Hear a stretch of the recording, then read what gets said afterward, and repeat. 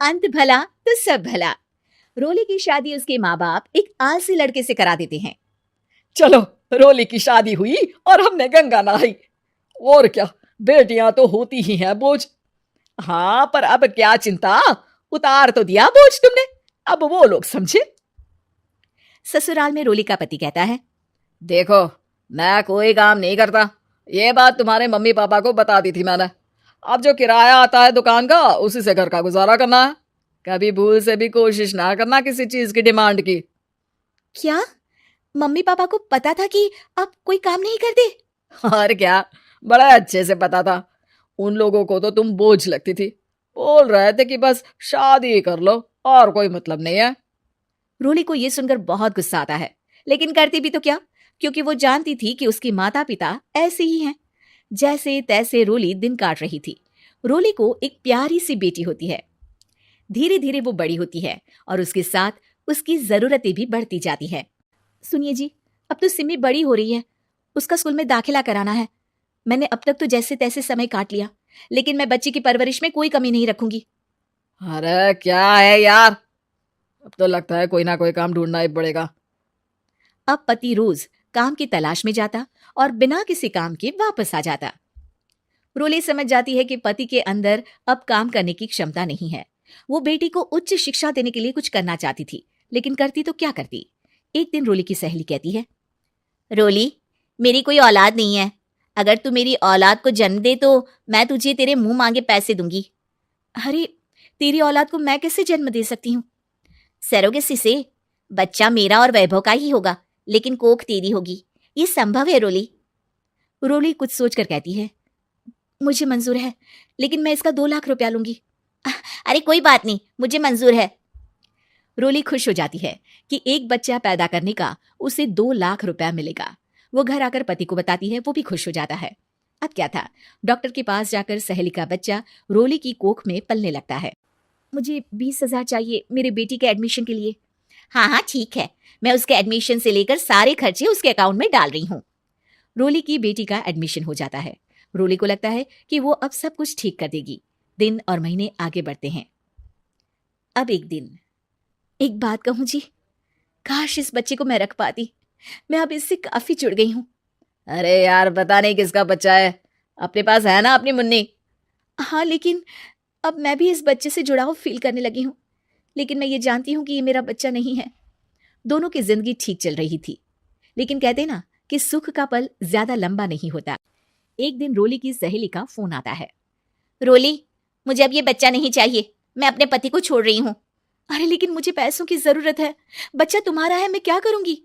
सहेली बिना कुछ बोले फोन काट देती है, फोन स्विच ऑफ कर देती है। लेकिन रोली के जीवन का तूफान यहीं नहीं रुकता। रोली, मैं इतना भार नहीं उठा सकता। आज पढ़ाई का पैसा मांग रही हो, कल को शादी, कॉलेज और पता नहीं क्या क्या। मैं तुम्हें छोड़ रहा हूँ, अपनी बच्ची उठाओ और निकलो इस घर से। अरे पर मैं कर तो रही हूं ना बच्चे के लिए काम, आप आराम से रहिए ना। क्या काम कर रही हो, देख रहा हूं मैं। ये छोटा शहर है, यहाँ लोगों को बात बनाते वक्त नहीं लगता। तो मैं क्या करूं? ज्यादा पढ़ी लिखी नहीं हूं, कैसे घर के खर्चे चलाऊं? और आप तो काम करना ही नहीं चाहते। हाँ, ना चाहता हूं और ना ही करूंगा। रोली को पति की बात पर काफी गुस्सा आ जाता है। ठीक है, अगर मेरे जीवन में संघर्ष लिखा है तो वही सही। इस वक्त पति होने के नाते आपको मेरा साथ देना चाहिए था, लेकिन नहीं, आपने तो इस हाल में मुझे घर से बाहर निकालने की बात कह डाली। देखो, ये सारी फालतू की बातों के लिए वक्त नहीं है मेरे पास। रोली, जिसकी कोख में किसी और का बच्चा था और साथ छोटी सी बेटी, पति का घर छोड़कर रास्ते पर आ जाती है। रोली के पास मायके के सिवा दूसरा कोई रास्ता नहीं होता। अरे रोली कैसी है, कितने दिनों के लिए आई है? हमेशा के लिए माँ। वो माँ को सारी बात बता देती है। ओए लड़की, इतनी हिम्मत का काम कर लिया। अरे ना ना, यहाँ कोई जगह नहीं है। तुम तो अपना बोरिया बिस्तर उठाओ और निकलो यहाँ से। रोली के पास अब मायके का रास्ता भी नहीं बचता। वो चुपचाप बच्ची को लेकर जा रही थी कि उसे दर्द होता है और वो डॉक्टर के पास चली जाती है। और फिर वहां वो एक प्यारे से बेटे को जन्म देती है। कितना प्यारा है, कितने अभागे हैं इसके माँ बाप जो इसके पैदा होने पर भी नहीं है। तभी वहां डॉक्टर आ जाती है। रोली, बच्चे के पिता तुमसे मिलना चाहते हैं। आपका बहुत बहुत शुक्रिया। मैं इस बच्चे को पालूंगा, भले ही इसकी माँ ने इसे छोड़ दिया हो, पर मैं अपनी जिम्मेदारी निभाऊंगा। तो क्या आप मुझे इसके पैदा करने के लिए जिन पैसों की बात हुई थी वो भी देंगे? हाँ, और साथ ही आप चाहे तो मेरे घर में रहकर मेरे बच्चे की देखभाल भी कर सकती हैं। मैं उसके लिए आपको सैलरी दे दिया करूंगा। रोली को लगता है कि जैसे भगवान ने उसके लिए सुकून का रास्ता खोल दिया। वो अब मुकेश के साथ उसके घर चली जाती है, जहां रहकर वो उस बच्चे की देखरेख करती है। अब मुकेश के घर को रोली अच्छे से संभाल लेती है, उसके लिए खाना बनाने से लेकर बच्चों की देखभाल और घर की देखरेख। धीरे धीरे मुकेश को रोली से प्यार हो जाता है। रोली, तुम्हारी बेटी और मेरा बेटा बिल्कुल भाई बहन की तरह साथ रहते हैं। हाँ, आखिर है तो एक ही कोख के बच्चे, अटैचमेंट तो होगा ही ना। रोली, तुमने घर और मुझे दोनों को संभाल लिया। ये तो मेरा काम है। आपने भी तो मुझे छत दी, जिससे मैं अपनी बेटी की पढ़ाई और भविष्य के लिए पैसे जोड़ सकूं। अब रोली, क्या तुम मुझसे शादी करोगी? अब मैं जानता हूं तुम्हारी भी शादी कुछ खास अच्छी नहीं रही। रोली को मुकेश की बात ठीक लगती है। वो उसे हाँ बोलने की सोच ही रही होती है कि उसके पहले पति का फोन आ जाता है। रोली, मैं बहुत परेशान हूं। मेरा एक्सीडेंट हो गया है। मैं चाहता हूं तुम वापस आ जाओ। रोली को पुराने पति की चिंता होने लगती है।